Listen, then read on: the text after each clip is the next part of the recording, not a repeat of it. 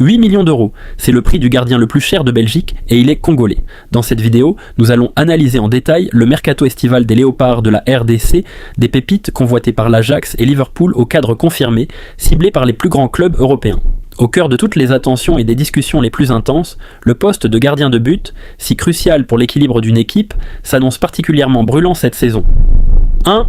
Les gardiens en feu. Le phénomène Mathieu Epolo. Mathieu Epolo, le jeune rempart qui affole les observateurs du championnat de Belgique sous les couleurs du Standard de Liège, se retrouve au centre d'un véritable bras de fer européen. Courtisé avec insistance par le Valence CF en Espagne et par le RC Lens en France, le jeune portier voit sa cote grimper en flèche. Estimé aujourd'hui à 8 millions d'euros, il s'impose officiellement comme le gardien de but le plus valorisé et le plus cher de toute la Jupiler Pro League, une distinction honorifique qui atteste de son potentiel immense et de sa maturité précoce. Sur le plan analytique, quitter le Standard de Liège maintenant comporte un double tranchant. À seulement 21 ans, Mathieu Epolo a un besoin fondamental de temps de jeu régulier pour stabiliser sa progression technique. Rejoindre un club comme Valence ou Lens représente un immense gap compétitif, mais le risque de s'asseoir sur le banc est réel. S'il doit partir, l'option RC Lens semble la plus cohérente sur le plan structurel. Un club reconnu pour l'intégration de ses profils francophones et son suivi des jeunes talents. Rester une saison de plus à Liège pour asseoir son statut de patron serait toutefois la décision la plus sage. Selon vous, Mathieu Epolo doit-il brûler les étapes et filer en Ligue 1 ou en Liga, ou doit-il d'abord confirmer sa suprématie en Belgique ? 2. Le cas Lionel Mpasi, le héros mondialiste. Dans le même temps, Lionel Mpasi, le héros indéboulonnable et charismatique de la dernière Coupe du Monde 2026, suscite lui aussi de vives convoitises de l'autre côté de la Manche. Le gardien congolais, dont les réflexes et le leadership ont marqué les esprits lors des matchs ultra médiatisés contre l'Angleterre, la Colombie et le Portugal, figure en excellente position sur les tablettes des dirigeants de Hull City, bien décidés à s'attacher ses services après leur montée historique en Premier League cette saison. Pour Lionel Mpasi, l'opportunité de l'Angleterre ne se refuse pas, surtout à un stade de sa carrière où l'exposition internationale est mais maximale après ses exploits planétaires à la Coupe du Monde. Rejoindre la prestigieuse Premier League à Hull City constitue un accomplissement exceptionnel. Le football anglais, par son intensité physique et sa ferveur, correspond parfaitement au tempérament de leader de Mpasi. Tenter l'aventure britannique chez un promu ambitieux est une recommandation logique pour franchir un palier financier et sportif. Pensez-vous que l'élite anglaise est adaptée au style de jeu de Lionel Mpasi, ou devrait-il viser un club plus installé du top 5 européen ?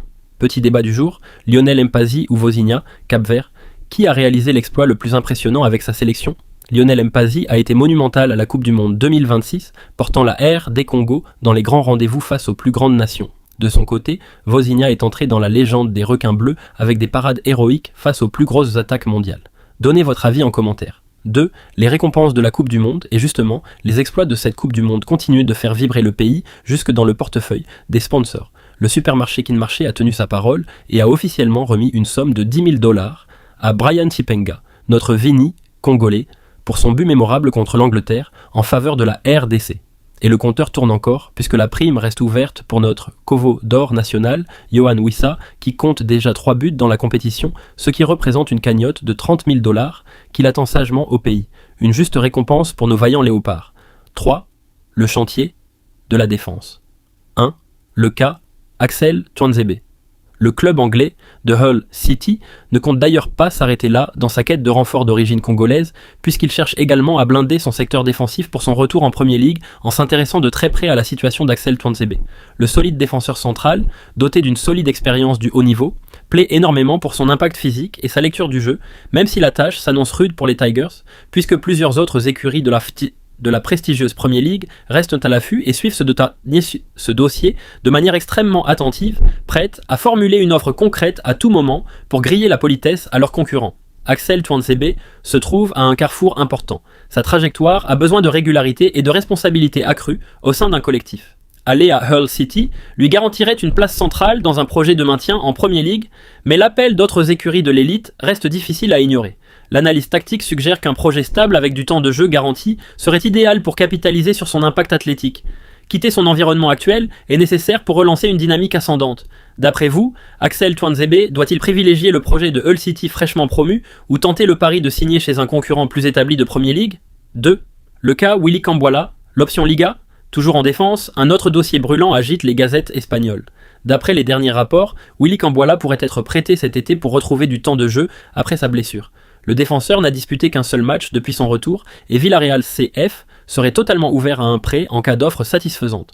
Du côté des Léopards, le sélectionneur Sébastien Desabre suit la situation de très près mais reste prudent. Il attend que le joueur retrouve 100% de ses capacités physiques avant d'envisager une toute première convocation officielle en équipe nationale. 4. L'entrejeu et la jeunesse triomphante. 1. Le cas Charles Piquel, direction les Émirats. Passons maintenant au milieu de terrain avec une information de dernière minute, et cette fois, c'est du concret, c'est du signé. C'est maintenant acté, Charles Piquel rejoint officiellement Sharjah FC. L'international congolais s'engage pour les 2 prochaines saisons aux Émirats Arabes Unis. Nouveau challenge et nouveau championnat pour le milieu infatigable des Léopards. Une page se tourne pour lui et on lui souhaite une excellente chance dans cette nouvelle aventure sous le soleil de Sharjah. 2. Le cas Mario Stroheikens. Pendant ce temps, la jeunesse triomphante de la République démocratique du Congo fait elle aussi tourner les têtes des plus grands clubs formateurs d'Europe. Mario Stroheikens, le milieu offensif axial, au pied de velours, fait l'objet d'un forcing de plus en plus intense de la part des recruteurs de l'Ajax Amsterdam, une institution mondialement reconnue pour sa capacité à polir les diamants bruts. Si le club d'Anderlecht a déjà repoussé une première offre jugée insuffisante pour sa jeune pépite, les Néerlandais n'ont pas l'intention d'en rester là et s'apprêtent à revenir à la charge avec des arguments financiers revus à la hausse. Mario Stroheikens possède le profil typique du joueur compatible Ajax. Son intelligence de jeu et sa qualité technique trouveraient un écho parfait dans la philosophie de l'école d'Amsterdam. Anderlecht est un excellent club formateur, mais l'Ajax représente l'échelon supérieur en matière d'exposition européenne et de valorisation. Un départ vers les Pays-Bas est fortement recommandé pour donner une dimension internationale à sa carrière et parfaire sa formation tactique. Êtes-vous d'accord pour dire que l'Ajax Amsterdam est la suite parfaite pour le développement de Mario Stroheikens, ou craignez-vous qu'il se perde dans la rotation néerlandaise? 3. Le cas Noah Sadiki. Quant à Noah Sadiki, le jeune phénomène dont tout le monde parle, sa prestation tout simplement magistrale et pleine d'autorité face à l'équipe nationale d'Angleterre lors de la Coupe du Monde, a définitivement agi comme un déclic. Les recruteurs de Liverpool, présents dans les tribunes ce jour-là, ont été totalement séduits par son volume de jeu et sa maturité tactique. Les Reds suivent désormais sa progression comme le lait sur le feu et envisagent sérieusement de formuler une proposition à court terme pour s'assurer la signature de celui que beaucoup considèrent comme l'un des futurs patrons du milieu de terrain des Léopards. L'intérêt de Liverpool pour Noah Sadiki témoigne du potentiel hors norme du joueur. Après son acclimatation rapide au football de haut niveau, franchir le pas vers un monstre de la Premier League est une tentation immense. Cependant, l'analyse contextuelle pousse à la prudence. À son âge, enchaîner les titularisations lui permet d'emmagasiner de l'expérience sans subir la pression destructrice d'un cadre mondial. Rejoindre Liverpool trop tôt pourrait freiner sa progression s'il est cantonné aux compétitions secondaires ou à l'équipe réserve. L'idéal serait de négocier un temps de jeu garanti ou un prêt intermédiaire. Selon votre expertise, Noah Sadiki doit-il foncer dès cet été à Liverpool ou privilégier la continuité pour s'installer durablement au plus haut niveau? 4. Le phénomène Ngalayel Mukau. Dans un registre similaire, la pépite Ngalayel Mukau fait sensation au sein du royaume britannique.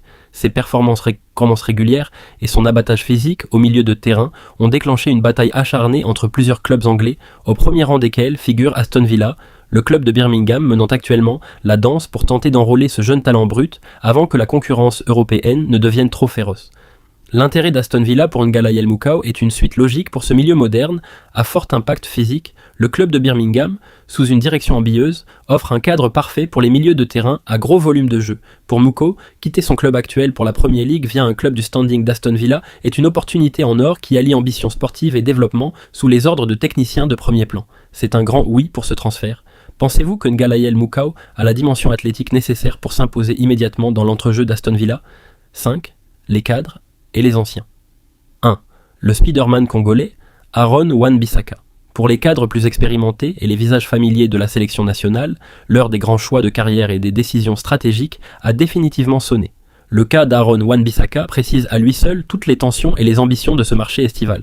Le latéral droit se retrouve aujourd'hui au centre d'un véritable feuilleton et d'un bras de fer dantesque entre 3 géants du football européen. Alors que Manchester United évalue ses options pour l'avenir, le prestigieux Bayern Munich en Allemagne et le club ambitieux de Fenerbahçe en Turquie suivent sa situation de très près, prêts à lui offrir un projet sportif d'envergure où il pourra exprimer pleinement ses qualités défensives exceptionnelles. L'analyse de la situation d'Aaron Wan-Bissaka montre qu'un départ de Manchester United est désormais inéluctable pour retrouver un statut de titulaire indiscutable. Entre le Bayern Munich et Fenerbahçe, le choix doit se faire entre le prestige absolu et le temps de jeu garanti. Sur le plan purement défensif, ses qualités de tacleur sont élites, mais son apport offensif reste en deçà des standards du Bayern. Rejoindre Fenerbahçe lui offrirait un rôle de star incontesté dans une ambiance bouillante, tandis que le Bayern est un défi immense. L'option allemande reste la plus valorisante si le projet sportif lui garantit une vraie concurrence. Quel serait selon vous le meilleur choix pour Aaron Wan-Bissaka? La rigueur et le prestige du Bayern Munich, ou la ferveur et le statut de leader à Fenerbahçe? 2. Théo Messi, Théo Bongonda. De son côté, Théo Bongonda, après une aventure pleine de rebondissements et de défis au sein du Spartak Moscou en Russie, aspire à retrouver un championnat plus exposé et plus compétitif. L'ailier virevoltant et technique des Léopards pourrait faire un retour particulièrement fracassant en Liga espagnole, un championnat qu'il connaît parfaitement. Les dirigeants du Séville FC apprécient énormément son profil d'attaquant, capable de déstabiliser n'importe quelle défense par ses dribbles et sa vitesse, et des discussions préliminaires seraient déjà en cours pour évaluer la faisabilité d'un transfert vers l'Andalousie. Pour Théo Bongonda, un retour en Espagne au Séville FC est l'option idéale. Le contexte du football russe limite grandement sa visibilité internationale. La Liga correspond parfaitement à ses qualités techniques et à sa vivacité. Séville, en reconstruction, a cruellement besoin de profils capables de faire des différences individuelles sur les ailes. Quitter Moscou pour l'Andalousie est fortement recommandé pour relancer sa carrière au premier plan européen. Croyez-vous que Théo Bongonda puisse devenir le nouveau dynamiteur de l'attaque du Séville FC et retrouver son meilleur niveau en Espagne ? 3.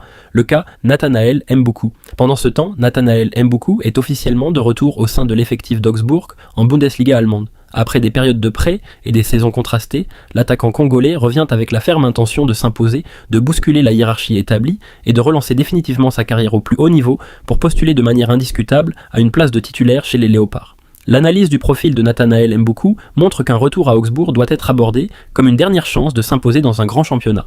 Si le club lui accorde la confiance nécessaire durant la préparation estivale, rester en Bundesliga est une excellente chose. En revanche, si le temps de jeu s'annonce restreint, un départ en prêt ou définitif vers un club de Ligue 1 ou de Eredivisie serait préférable pour ne pas stagner. Rester est un pari calculé. Pensez-vous que Nathanael Mboukou possède les armes pour s'imposer enfin comme un titulaire indiscutable en Bundesliga cette saison? 4. Le cas du demi-dieu Chancel Mbemba. Enfin, la nostalgie, l'amour du maillot et l'expérience du très haut niveau s'invitent de manière spectaculaire dans ce mercato d'été. Le retour au pays de formation du capitaine et défenseur emblématique Chancel Mbemba est actuellement à l'étude du côté de Bruxelles. Le profil du roc de la défense congolaise intéresse grandement le club d'Anderlecht, qui cherche un leader de vestiaire et un joueur de caractère pour guider sa jeune garde vers les sommets du championnat belge et des compétitions européennes. Le cas Chancel Mbemba suscite beaucoup d'émotions. Un retour à Anderlecht, son club de formation, s'apparente à un choix du cœur et à une volonté de transmettre son immense expérience. Sur le plan analytique, Mbemba a encore le niveau pour évoluer dans des championnats plus huppés ou pour décrocher un dernier contrat pharaonique dans le golf. Revenir en Belgique serait un choix régressif sur le plan purement compétitif, mais exceptionnel pour son héritage et sa longévité en sélection. Quitter son niveau actuel pour la Jupiler Pro League dépend de ses priorités personnelles. Chancel Mbemba fait-il le bon choix en envisageant un retour à Anderlecht ou devrait-il tenter un dernier défi dans un top championnat européen? 5. Le cas de Bakagual, Cédric Bakambu. Pour conclure ce panorama des mouvements majeurs, l'attaquant légendaire et chouchou du public congolais, Cédric Bakambu se trouve dans une situation contractuelle idéale. Désormais libre de tout engagement après la fin officielle de son contrat avec la formation espagnole du Real Betis, Bakambu Goal étudie déjà plusieurs propositions lucratives et ambitieuses émanant de différents continents. L'artilleur des Léopards, dont le sens du but reste intact, devrait annoncer très rapidement sa future destination pour rebondir et continuer à faire trembler les filets adverses. Pour Cédric Bakambu, le statut de joueur libre offre une flexibilité totale. À ce stade de sa riche carrière, un équilibre entre attractivité financière et projet de vie semble être la priorité. Un départ vers des championnats exotiques ou un retour ambitieux dans un club de seconde zone européenne mais avec un rôle de titulaire indiscutable serait logique. Quitter le haut niveau espagnol était nécessaire pour retrouver du temps de jeu. Quelle doit être la prochaine destination de Cédric Bakambu selon vous? Un exil doré ou un dernier défi compétitif en Europe? Cette effervescence médiatique sans précédent, ces montants de transferts évoqués et cette liste impressionnante de clubs prestigieux sur les rangs prouvent de manière éclatante que le football congolais traverse une période dorée. Les Léopards continuent de renforcer de jour en jour leur réputation d'excellence sur la scène internationale, démontrant que la formation, le talent et la détermination de nos joueurs sont désormais reconnus à leur juste valeur par l'élite du football mondial. Ce mercato d'été pourrait bien marquer le début d'une nouvelle ère pour l'équipe nationale de la République démocratique du Congo, qui s'apprête à s'appuyer sur des joueurs évoluant dans les plus grandes compétitions de la planète pour ramener le pays au sommet du football africain et mondial. Quel transfert de nos Léopards aimeriez-vous absolument voir se concrétiser avant la clôture officielle du marché? Croyez-vous que la signature de Lionel Mpasi à Hull City en Premier League soit le meilleur choix pour sa carrière, ou préférez-vous voir nos jeunes pépites comme Noah Sadiki sauter le pas directement vers un géant comme Liverpool? Exprimez votre passion, partagez